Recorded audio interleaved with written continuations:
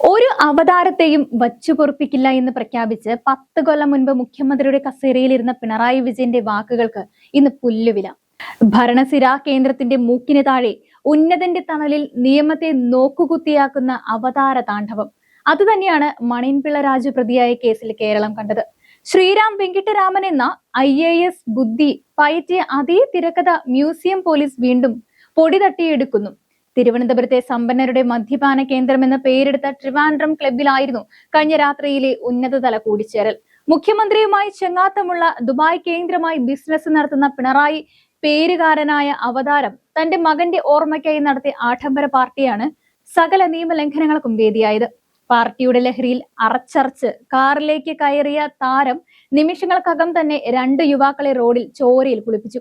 Police ആസ്ഥാനത്ത് നിന്ന് വിളിപ്പാടകലെ അപകടമുണ്ടാക്കി യുവാക്കളെ റോഡിൽ ഉപേക്ഷിച്ചു കടന്നു കളഞ്ഞ താരത്തെ രാത്രിയിൽ തന്നെ പിടികൂടാൻ പോലീസ് തയ്യാറായില്ല. ഇതിന് പിന്നിൽ ഉന്നതന്റെ ഫോൺ വിളികളായിരുന്നുവെന്ന് ആരോപണമുണ്ട്.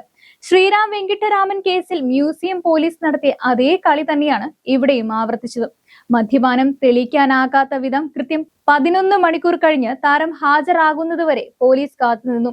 ചിക്കൻ ഗുനിയാണെന്ന് പറഞ്ഞ് പൊതുപരിപാടിയിൽ പങ്കെടുത്ത രാജുവിന്റെ വാദങ്ങളിലെ പൊള്ളത്തരം പോലീസ് കണ്ടില്ലെന്ന് നടിച്ചു. പരിക്കേറ്റ നിവേദിനെയും സൂരജിനെയും അവഗണിച്ച് കടന്നുകളഞ്ഞത് കൊലപാതക ശ്രമം കാണുന്നതിന് പകരം കേവലം കയ്യബദ്ധമാക്കി മാറ്റാൻ ഈ അവതാര ഇടപെടൽ സഹായിച്ചു.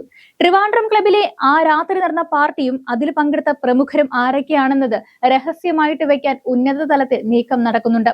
മുഖ്യമന്ത്രിയുടെ ഓഫീസുമായി അടുത്ത ബന്ധമുള്ളവരുടെ സാന്നിധ്യമാണ് ഈ കേസിൽ പോലീസിനെ കെട്ടിവരിഞ്ഞത്. ശ്രീറാം വെങ്കിട്ടരാമനെ പോലും നാണിപ്പിക്കുന്ന വിധം കൃത്യമായ പ്ലാനിങ്ങോടുകൂടിയാണ് രാജുവും സംഘവും മ്യൂസിയം പോലീസിനെ വെട്ടിലാക്കിയത്. ഇന്നലെ രാത്രി അപകടം നടന്ന ട്രിവാൻഡ്രം ക്ലബിന്റെ ഭാഗമായ സുബ്രഹ്മണ്യം ഹാളിനു മുന്നിൽ നിന്നാണ് രാജുവിന്റെ ആഡംബര കാർ പാഞ്ഞു വന്നത്. തിരുവനന്തപുരത്തെ സമ്പന്നരുടെ മദ്യപാന കേന്ദ്രമെന്ന് അറിയപ്പെടുന്ന ട്രിവാൻഡ്രം ക്ലബിൽ നിന്ന് മദ്യപിച്ചിറങ്ങിയതാണോ എന്ന സംശയം ബലപ്പെടുത്തുന്നതാണ് അപകടത്തിന് ശേഷമുള്ള ഒളിച്ചോട്ടം. രാത്രി താരത്തിന്റെ വീട്ടിലെത്തിയ പോലീസിനോട് രാജു അവിടെയില്ലെന്ന പച്ചക്കള്ളമാണ് വീട്ടുകാർ പറഞ്ഞത്.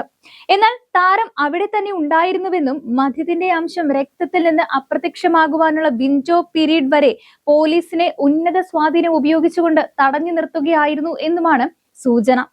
മണിയൻപിള്ള രാജുവിനെ പോലീസ് അറസ്റ്റ് ചെയ്തു. അതിനുശേഷമായിരുന്നു വൈദ്യപരിശോധന. ജാമ്യമുള്ള വകുപ്പുകൾ ആയതുകൊണ്ട് ജാമ്യം കിട്ടുകയും ചെയ്തു. തിരുവനന്തപുരത്തെ രാഷ്ട്രീയ സാംസ്കാരിക രംഗത്തെ ചില ഉന്നതർക്കൊപ്പം സ്റ്റേഷനിലെത്തിയ രാജുവിനെതിരെ ഏറെ വൈകി പോലീസ് നടപടികളിലേക്ക് കടന്നു. മദ്യപാനമുണ്ടോ എന്നറിയുന്നതിനുള്ള 8 മണിക്കൂർ സമയം ബോധപൂർവം പാഴാക്കിയ ശേഷം ജനറൽ ആശുപത്രിയിൽ എത്തിച്ചു നടത്തിയ പരിശോധന വെറും പ്രഹസനമായി മാറി. ക്യാൻസർ അതിജീവിതൻ എന്ന വൈകാരിക കാർഡ് ഉപയോഗിച്ച് കേസിന്റെ കയ്യബദ്ധം എന്ന് വരുത്തി തീർക്കാനാണ് ഇപ്പോഴത്തെ നീക്കം. പരിക്കേറ്റ യുവാക്കളുടെ നില ഗുരുതരമായി തുടരുമ്പോഴും മദ്യപാനം തെളിയിക്കാനാവാത്ത വിധം ശാസ്ത്രീയമായ കേസ് അട്ടിമറിക്കപ്പെട്ടത് പോലീസിനും ആഭ്യന്തര വകുപ്പിനും വൻ നാണക്കേടായി മാറിയിരിക്കുകയാണ്. ഈ സ്റ്റോറിയെ മാറ്റി എഴുതുക ശ്രീറാം വെങ്കിട്ടരാമൻ ചെയ്ത അതേ പ്ലാനിങ്ങിലൂടെ മദ്യപാനം തെളിയിക്കാനാകാത്ത വിധം കേസ് അട്ടിമറിക്കപ്പെട്ടു. പരിക്കേറ്റ യുവാക്കളുടെ നില ഗുരുതരമായി തുടരുമ്പോഴും ഒരു കയ്യബദ്ധം എന്ന നിലയിലേക്ക് കേസിലെ ഗൗരവം കുറയ്ക്കുവാൻ സെക്രട്ടേറിയറ്റിലെ ഉന്നതരുടെ ഇടപെടൽ സഹായിച്ചു. ക്യാൻസർ എന്ന അതിജീവിതൻ എന്ന വൈകാരിക കാർഡ് കൂടി ഇറക്കി സഹതാപം പിടിച്ചു പറ്റാനാണ് അടുത്ത നീക്കം. മുഖ്യമന്ത്രിയുടെ ഓഫീസുമായി ചെങ്ങാത്തമുള്ളവർ നയിക്കുന്ന ഈ പാർട്ടിയിൽ പങ്കെടുത്ത പ്രമുഖർ ആരൊക്കെയാണ് എന്നത് ഇപ്പോഴും രഹസ്യമാണ്. നിയമം സാധാരണക്കാരന് കാരാഗ്രഹവും അവതാരങ്ങൾക്ക് ചായ കുടിക്കുവാനുള്ള സ്റ്റേഷനുമായി മാറുന്ന കാഴ്ചയാണിത്. അവതാരങ്ങളെ വച്ചു പൊറുപ്പിക്കില്ലെന്ന് പറഞ്ഞവർ ഇപ്പോൾ അവതാരങ്ങളുടെ നിഴലിലായി പോയോ എന്ന് ജനങ്ങൾ ചോദിച്ചു തുടങ്ങിയാൽ അവരെ കുറ്റം പറയാനും പറ്റില്ല.